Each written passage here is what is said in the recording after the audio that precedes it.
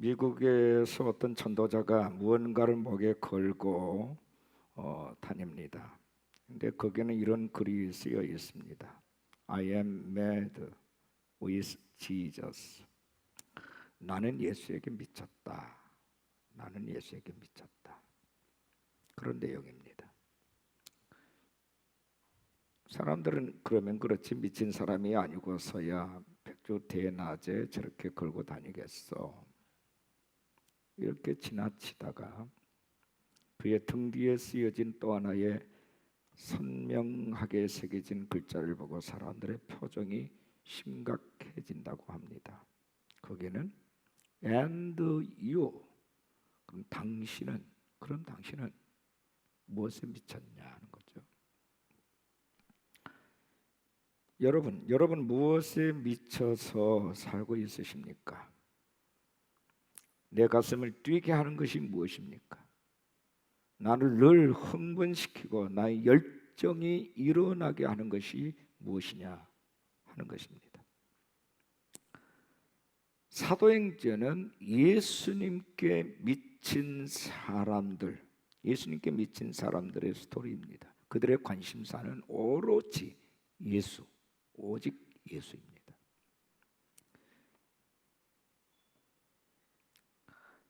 예수님께서 부활하신 후에 부활을 목도한 많은 사람들이 예루살렘에 모이기 시작합니다. 주님께서 약속하신 성령을 받기 위해서. 오순절이 이르렀을 때에 하늘로부터 그들 각자에게 불의 여같이 갈라지는 성령이 임하기 시작했습니다. 그들이 뜨거움을 경험을 했고 각 나라의 방언들이 입에서 터져 나왔습니다. 그 후에 그들은 마치 미친 사람들처럼 예수의 복음을 전했습니다. 오늘 본문 배경인 사도행전 13장 말씀은 사도행전의 새로운 전환점이 되는 터닝 포인트가 되는 그런 말씀입니다. 예수님의 복음이 예루살렘 교회 중심에서 안디옥 교회로 옮겨가는 중요한 핵심 포인트가 오늘 본문입니다. 그러니까 유대 문화권을 중심으로 베드로 사도가 사역했던 그 사역이 이제 안디옥 교회로 이방 문화권으로 바울 중심으로 옮겨갑니다. 그런 의미에서 이 안디옥 교회는 오늘날 지구상에 있는 모든 교회가 벤치마킹해야 될 그런 모델적 교회입니다. 하나님께서 안디옥 교회를 사용하신 이유가 있습니다.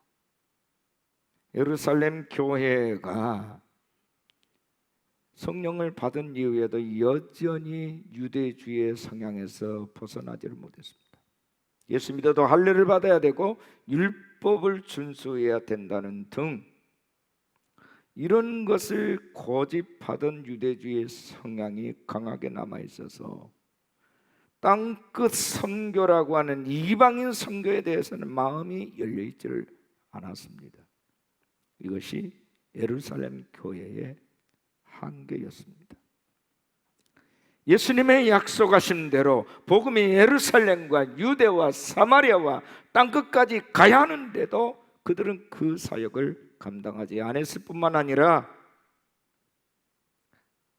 소명의식이 없었습니다.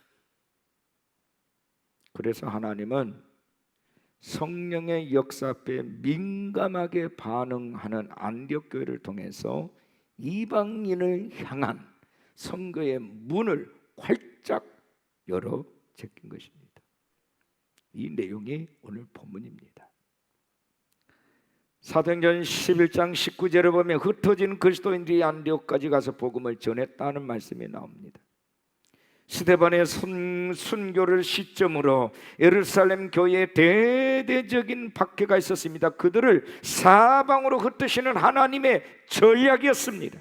이는 그들이 땅끝까지 복음이 전해져야 돼, 복음의 증인이 되어야 한다는 것을 잘 알면서도 순종하지 않았기 때문에 오로지 자기네 교회에 안주하려고 했기 때문에, 그래서 하나님께서 박해를 통해서 흩어버린 겁니다. 물론 예루살렘 안에도 예수 믿지 않은 사람들이 많았습니다. 그러나 주님의 명령은 예루살렘, 사마리아, 가이사랴, 안디옥, 땅끝 이런 등등의 도시로 가서 복음을 전하라. 순서가 아닙니다. 동시적 사건입니다. 그리고 동시적 사건입니다. 그런데 그들은 움직이질 않았습니다. 예루살렘 교회는 사명을 애면했습니다. 마침내 하나님의 선교적인 비상조치가 취해졌습니다. 그것이 박해입니다. 무서운 채찍을 하나님이 휘둘렀습니다. 스데반에 이어서 사도 야고보가 죽습니다. 목숨을 내놓고 믿음을 지켜야 했습니다. 박해를 피해서 산지 사방으로 흩어졌습니다. 사마리아로, 가이사랴로, 구브로로, 그리고 안디옥까지 이르게 되었습니다. 하나님은 박해를 사용하셔서 이방인의 선교의 문을 열었습니다. 성령께 민감하게 반응한 안디옥 교회를 통해서 그 일을 시작하셨습니다. 사도행전의 역사는 성령 행전입니다. 자, 오늘 제목인데 우리 한번 따라하겠습니다. 성령 행전. 오늘 한국 교회도, 이 땅에 있는 모든 교회도 성령의 임재와 이끄심에 의해서 가야 합니다. 이게 교회입니다. 네 가지를 오늘 말씀드릴 겁니다. 첫째는 안디옥 교회의 시작입니다. 사도행전 11장 25절 26절을 보면 이렇게 되어 있습니다. 바나바가 사울을 찾으러 다소에 가서 만남에 안디옥에 데리고 와서 둘이 교회에 1년간 모여 있어 큰 무리를 가르쳤고 제자들이 안디옥에서 비로소 그리스도인이라 일컬음을 받게 되었더라. 안디옥에서 크리스찬이라는 이름이 나왔습니다. 안디옥은요, 당시 로마 제국의 3대 대도시 가운데 하나입니다. 로마, 알렉산드리아, 그리고 안디옥입니다. 그러니까 정치적, 경제적, 문화적 차원에서 볼 때 예루살렘과는 차원이 다른 도시입니다. 예루살렘보다 훨씬 더 크고 전략적으로 중요한 도시가 안디옥입니다. 그곳 안디옥에 복음이 들어가게 한 것입니다. 당시 안디옥은 인구만 해도 50만이 넘었습니다. 큰 도시입니다. 바로 여기에서 예수 믿는 자들에게 붙여진 이름이 크리스타누스,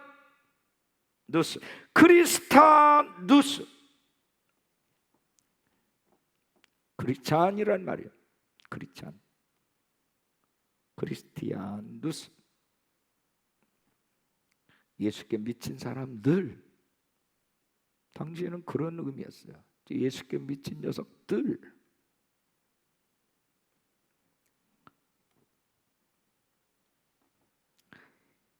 예루살렘 교회는 주 70년에 로마 군대에 의해서 예루살렘에 함락이 될 때 자취를 감추게 됩니다. 그 후부터 안디옥 교회가 초대 교회의 중심축으로 부상을 했습니다. 사람이 한 게 아니라 성령께서 하셨습니다. 바나바와 바울을 안디옥에서 1년 동안 머무르게 하면서 그들을 가르치게 했고 전도를 하게 했습니다. 이렇게 안디옥 교회가 세워지고 부흥하고 있을 때 예루살렘에 큰 흉년이 들었다는 소식을 듣게 되었고, 예루살렘 교회가 정말 너무 어렵게 됐다는 슬픈 소식을 접하고, 안디옥 교회 교인들은 가만히 앉아 있어 걱정만 하고 있지 않았습니다. 우리는 여유가 있고 그들에게서 복음을 받았으니 이제는 우리가 저들을 물질로 돕는 것이 마땅하다. 그래서 정성껏 헌금을 했습니다. 이렇게 모은 재정을 바울과 바나바를 통해서 예루살렘 교회에 전달되었습니다. 헌금뿐만 아니라 그들로부터 복음을 받은 것에 대한 감사의 마음도 함께 전해졌습니다. 단순한 물질이 아닙니다. 서로가 낯선 그들이었지만 그리스도 안에서 한 형제가 되고 자매가 되었다는 사실입니다. 그래서 그들은 그 귀한 마음을 사랑으로, 물질로 나타낸 것입니다. 사도행전 12장 25절에 보면 바나바와 사울이 부조하는 일을 마치고, 부조가 뭡니까? 그들을 도와주는 일입니다. 그들 헌금도 해주고 구제도 하는 일입니다.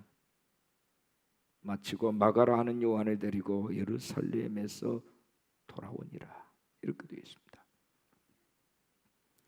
교회 개척 1년 만에 교회가 크게 부흥을 했고, 이제는 모교회 예루살렘 교회를 위해서 헌금을 하고 구제하는 그런 교회로 발돋움한 것입니다. 그런데 하나님은 여기에서 멈추지 아니하시고 그들을 또 다른 길로 이끄셨습니다. 안디옥 교회는 바울과 바나바 같은 분들이 오래도록 그곳에서 사역을 하기를 바랬을 것입니다. 그러나 성령님은 그들을 또다시 선교사로 파송을 합니다. 그들은 성령의 지시를 무시하지 않았고 그 지시대로 순종했습니다. 이게 안디옥 교회입니다. 교회가 교회됨에 있어서 가장 중요한 것이 뭡니까? 성령의 임재 가운데서 모든 정책이 수립이 되어야 하고 성령의 인도하심에 따라서 반응을 하고 순종을 해야 한다는 것입니다. 이게 교회입니다. 성령이 머물러 계시고 성령이 이끌어가지 않는 교회, 어려움이 많습니다. 분열이 있습니다. 혼란스럽습니다. 시끄럽습니다. 인간이 주인이 되려고 합니다. 교회가 아닙니다. 영국이 낳은 청교도 신앙가 존 버년 목사님이 국왕의 미형을 어겼다는 이유로 감옥에 갇혀 있을 때에 어느 날 감옥의 옥사장이 버년 목사님께 있어라 모르게 옥문을 열어주면서, 목사님 집에 가셔서 사모님과 식구들을 잠깐 뵙고 오십시오 하고 배려를 했습니다. 그래서 존 버년 목사님이 감사해서 얼마쯤 가다가 다시 되돌아왔습니다. 아니 왜 돌아오셨습니까? 이렇게 묻는 옥사장에게 버년은 이렇게 말합니다. 당신의 호의는 고맙지만 성령님께서 돌아가라 해서 돌아왔습니다. 그로부터 1시간쯤 지난 후에 국왕이 직접 감옥에 와서 존 버년 목사가 있는 것을 확인하고 돌아갔다고 합니다. 옥사장은 말했습니다. 목사님께서 성령의 인도하심을 따라 행동하셨기에 목사님도 살고 저도 살았습니다. 이제는 제가 목사님께 가시라 오시라 하지 않을 테니 목사님의 마음에 비춰오는 성령의 인도하심에 따라서 가시고 싶을 때 가셨다가 오시고 싶을 때 오십시오. 이런 유명한 일화가 있습니다. 인생을 사노라면 수많은 선택의 기로에 서게 됩니다. 우리가 성령의 인도를 받아야 하는 이유는 세상 모든 만사가 나 한 사람을 위해서만 세팅되어 있지 않기 때문입니다. 내 상식과 내 방법, 내 고집, 이것이 문제를 더 키울 때가 많습니다. 교회도 그렇습니다. 성령의 인도를 따라 살아야 합니다. 양심에 비춰오는 주의 음성에 귀를 기울이고 마음에 비춰오는 성령의 지시함을 따라서 순종해야 합니다. 바로 이게 안디옥 교회였습니다.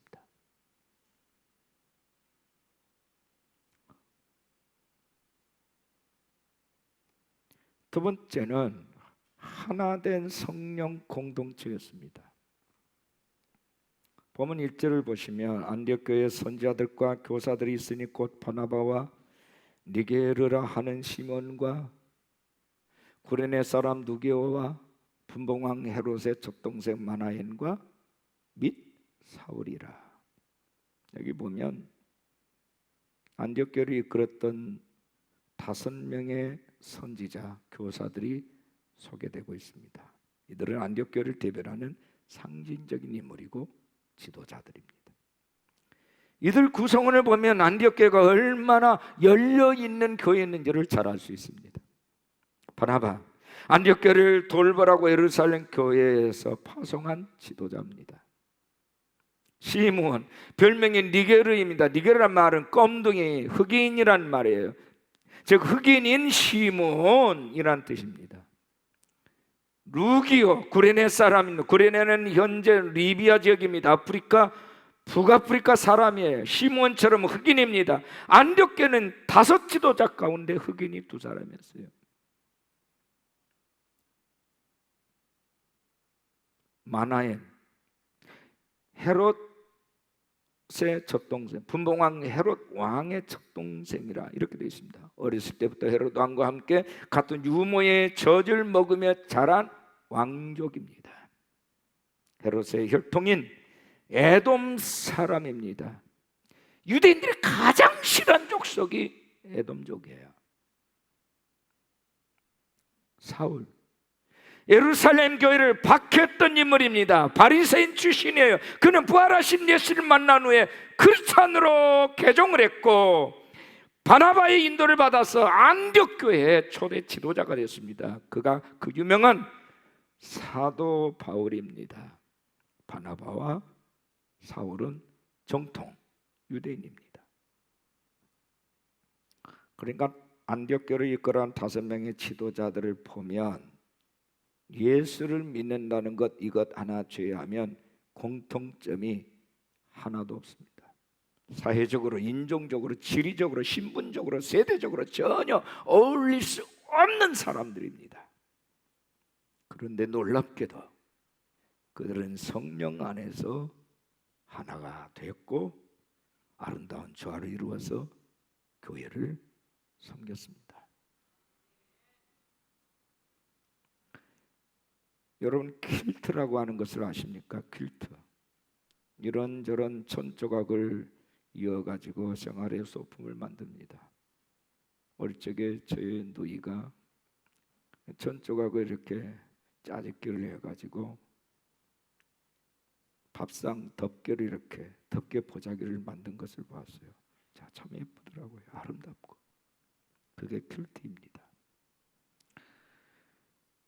전혀 어울릴 것 같지 않는 사람들인데 성령님께서 말씀의 바늘을 가지고 이리저리 꿰매 하나가 되게 하시고 한 교회 일꾼으로 세우신 사건. 이질적인 다양한 사람들을 하나로 묶어서 아름다운 안디옥 교회를 세우신 하나님이 오늘 우리 포돈교회를 그렇게 세워주셨습니다. 우리 중에 완전한 인격자가 있습니까? 없어요. 저도 여러분도 죄인들입니다. 서로 간에 이중인격자니 다중인격자니 하면서 투정하지만 비난해보지만 따지고 보면 우리 모두 다 문제투성인 사람들이 분명합니다. 어느 노래 가사처럼 네 안에는 내가 너무 많아요. 로마서 7장 24, 25절을 보면 바울이 고백합니다. 오라 나는 곤고한 사람이로다. 이 사망의 몸에서 누가 나를 건져내랴. 우리 주 예수 그리스도로 말미암아 하나님께 감사하리로다. 그런즉 내 자신이 마음으로는 하나님의 법을, 육신으로는 번성으로는 죄의 법을 섬기노라. 바울의 고백입니다. 여러분 어떻습니까? 우리는 변덕이 심합니다. 어느 순간 나 스스로가 보기에도 내가 너무 싫어지고 미워질 때가 있습니다. 우리 안에는 아주 이질적인 다양한 기질들이 있어서 우리를 혼란스럽게 합니다. 삶의 내용적으로 봐도 힘들고 이런저런 어려움들로 인하여 얽히고 꼬여 있는 게 우리 인생입니다. 마치 내 인생 롤러코스터를 타는 것과 같습니다. 지금까지도 이렇게 살아왔음에도 불구하고 되돌아보면 하나님께서 말씀 안에서 우리를 꿰매주셔서 그나마도 이런 모습이라도 살고 있게 하시고 하나님의 사역을 감당하게 하셨습니다.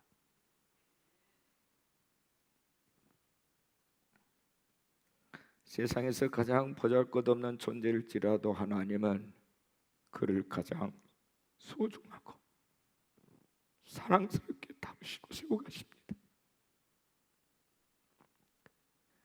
그 하나님께서 우리의 남은 세월 동안 우리의 삶의 조각조각들을 아름답게 맞추셔서 아름다운 하나님의 나라를 세워가실 것입니다. 교회는 각양각색의 사람들이 모여 있습니다. 생각과 기질과 경험이 다 다릅니다. 굳이 개인적으로 따지면 세상에서 만날 이유가 전혀 없는 사람들이기도 합니다. 그런 우리가 우리 주님의 은총 안에서 하나가 되어 함께 하나님의 나라를 세워가고 섬기고 있는 것입니다.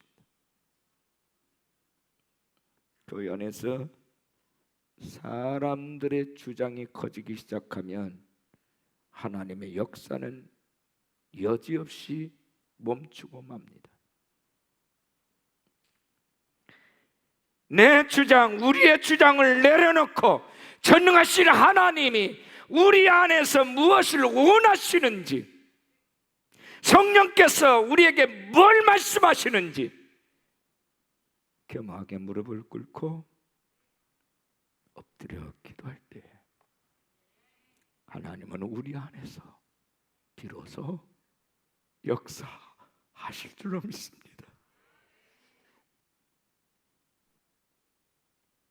똑똑하고 철난 사람이 아니라 성령 하나님께 길들여진 사람입니다.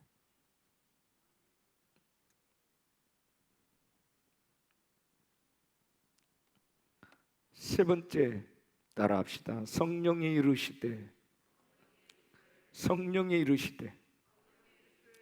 보면 2절입니다. 주를 섬겨 금식할 때에 성령이 이르시되 내가 불러 시키는 일을 위하여 바나바와 사울을 따로 세우라. 성령이 말씀하십니다. 내가 불러 시키는 일을 위하여.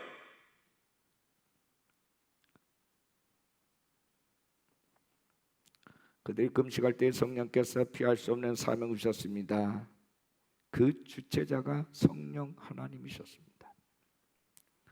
사도행전 1장 8절에 오직 성령이 너희에게 임하시면 너희가 권능을 받고 예루살렘과 온 유대와 사마리아와 땅 끝까지 이르러 내 증인이 되리라. 내 증인이 되리라. 땅 끝까지.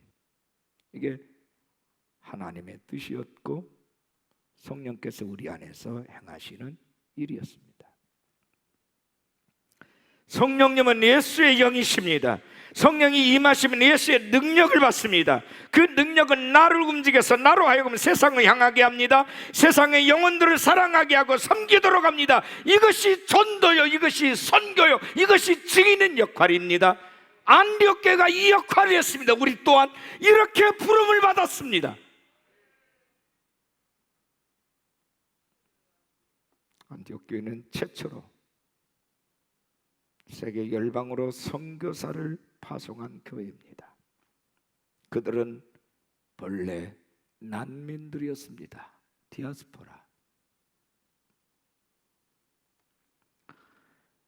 예루살렘 교회 집사 스데반이 순교했고 초대 교회의 중요한 지도자였던 야고보 사도가 칼에 맞아 죽었습니다. 믿는 자들을 박해하는 체포령이 떨어져서 모든 그리스도인들이 사방으로 흩어졌습니다. 흩어진 그들 중 안디옥에 모인 이들이 이룬 교회가 안디옥 교회입니다. 예루살렘에 집과 세간살이를 두고 떠났으니 가진 게 없습니다. 그들은 떠도는 나그네들이었습니다. 집을 떠나 산다는 거 얼마나 불편한 일입니까? 근데 그들은 불편한 삶에도 불구하고 성령님의 지시대로 전도를 하고 성령님의 지시대로 선교사를 파송했습니다. 우리나라도 마찬가지입니다. 한국교회 부흥을 주도했던 교회 중에는 6.25 이후에 남아한 난민 교회들이 주로 큰 부흥을 일으켜왔습니다. 영락교회, 충현교회, 해방촌교회 이런 등등입니다. 그들은 북에 두고 온 가족들을 생각하면서 오로지 하나님께 매달렸습니다. 그들이 믿을 것은 오직 예수뿐이었습니다. 그들이 한 것은 오로지 기도밖에 없었다고 간증을 합니다. 이것이 한국교회 부흥의 초석이 된 겁니다. 우리의 신앙을 견고하게 만드는 것은 세상의 어떤 좋은 조건들이 아닙니다. 잘 살고 평안하면 믿음 생활 잘할 것 같지만 그렇지 않아요. 인생이 잘 안 풀리고 불편한 것들이 많을수록 오히려 우리의 믿음이 상승합니다. 하나님의 영이 임했을 때 사람들은 하나님의 사람이 되었고 그들은 일제히 하나님의 일을 시작했습니다. 모여서 예배했고 떡을 떼며 교제했습니다. 그러면서 눈이 열렸습니다. 안중에도 없었던 사람들이 보이기 시작합니다. 성령님이 임하시고 사랑의 마음이 채워질 때 그들은 나가서 그들을 섬기기 시작했습니다. 그전엔 잘 사는 사람들이 부럽고 건강한 사람들이 좋아 보였는데 성령님이 그들 속에 충만했을 때 각 사람들에게서 영적인 가난, 영적인 질병, 불쌍한 영혼들이 보이기 시작했습니다. 그들은 그들에게 뛰쳐나가서 복음을 나누었습니다.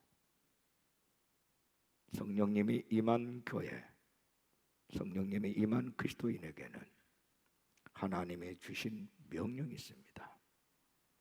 전도 명령입니다. 증인이 되라. 내 증인이 될지어다.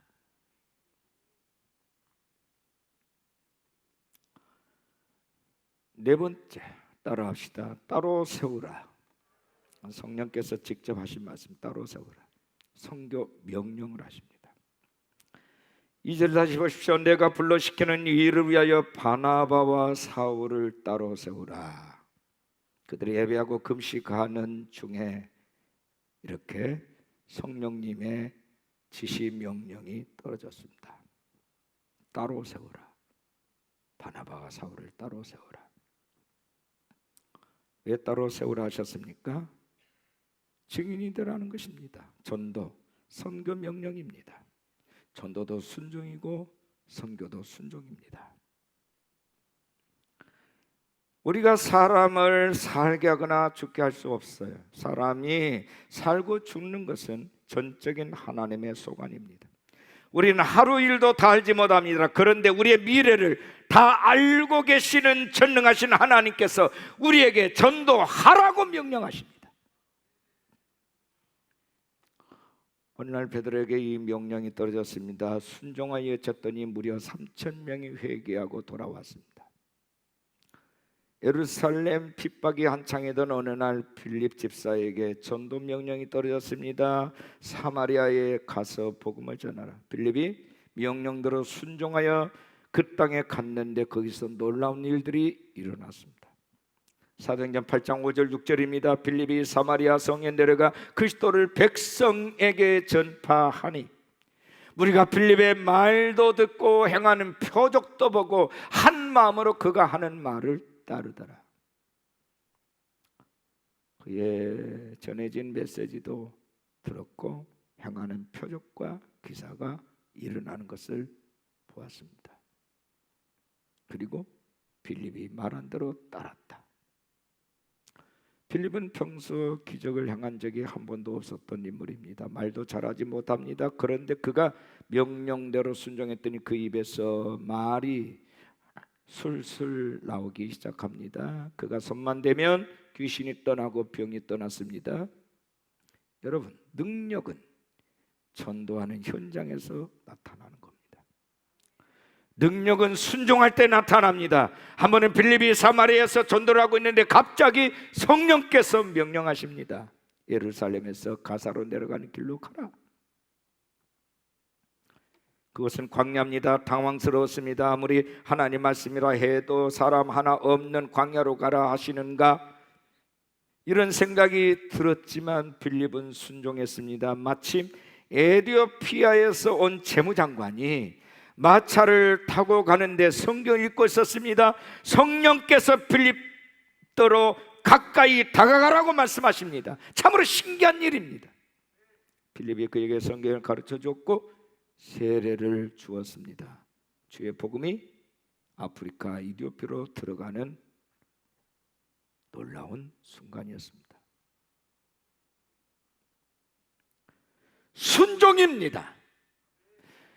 성령님은 순종을 명령하시고 순종할 때 역사하고 기적을 일으키십니다. 순종하는 사람에게 전도의 문, 선교의 문을 열어주십니다. 전도는 내가 하는 게 아닙니다. 성령께서 하시는 것입니다. 성령께서 하시는 전도에는 반드시 열매가 있습니다.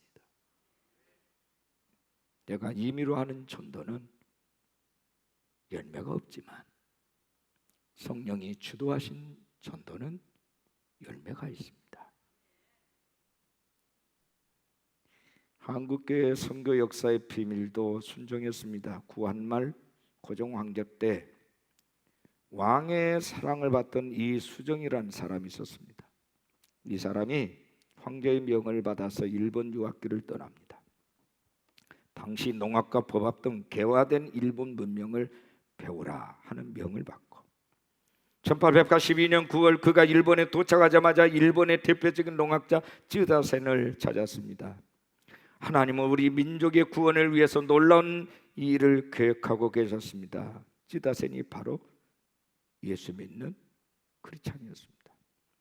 쯔다센은 유럽에서 유학할 때 예수님을 영접을 했고 신실하게 그의 나라에 돌아와서도 믿음의 생활을 하고 있었습니다. 이수정은 그를 보고 감동을 받아서 선생님이 보던 성경을 접하게 되었고 예수님을 영접했습니다. 그리고 그 이듬해 1883년 미국 선교사 낙스에게서 세례를 받았습니다. 이것이 한국인이 받은 최초의 세례입니다.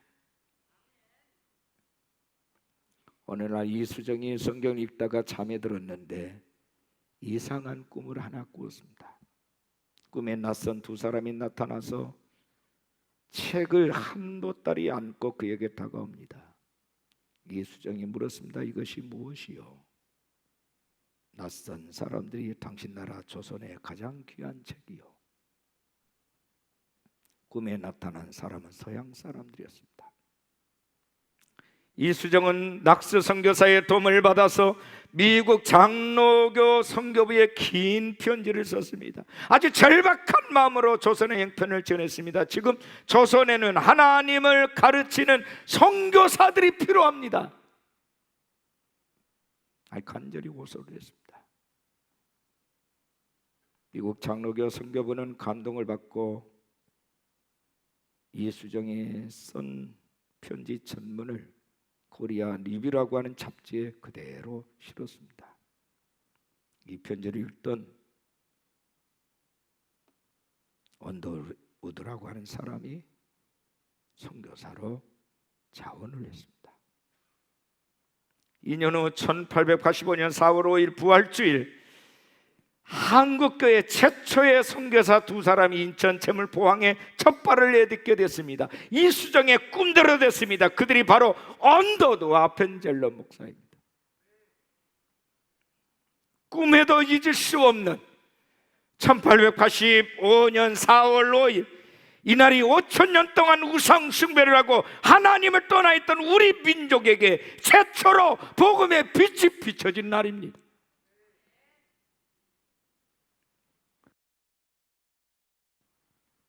어떻게 이런 일이 일어났습니까? 하나님의 부르심에 순종함을 통해서 일어난 일입니다.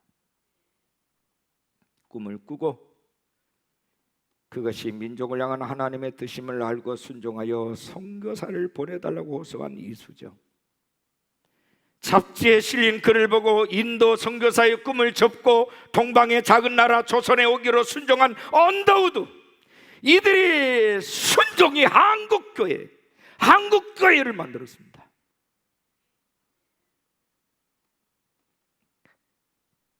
사도행전은 성령의 인도를 따라 반응했던 성령 행전입니다. 하나님은 성령의 감동에 민감하게 반응한 안디옥 교회를 쓰셨습니다. 안디옥 교회는 사회적, 인종적, 지리적, 신분적, 세대적으로 전혀 어울릴 수 없는 사람들이 성령으로 하나가 된 교회입니다. 안디옥 교회는 성령께서 말씀하실 때마다 민감하게 반응하고 즉각 순종했습니다. 성령님의 최후 명령은 내 증인이 되라. 내 증인이 되라. 우리 보던 공동체는 다시 한번 준엄하신 주님의 명령 앞에 겸손하게 엎드려야 할 것입니다. 사람의 목소리가 커지면 교회는 문제가 생겨요. 그러나 성령님의 지시와 감동을 받기 위해서 엎드리면 교회는 교회가 됩니다. 하나님의 역사를 이끌어내는, 하나님 나라를 세워가는, 그리고 민족과 열방을 구원해내는 그러한 통로가 되어지는 것입니다.